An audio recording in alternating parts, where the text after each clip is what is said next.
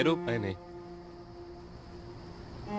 খালি কইতো বাড়িতে গিয়ে আরাম করুন, কইতো বিদেশের মাটিতে মানুষে কেমনে আরাম করে।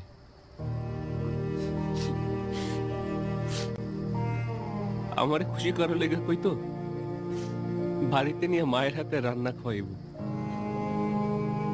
আমি তো জানি না মায়ের হাতের খাওন কেমন।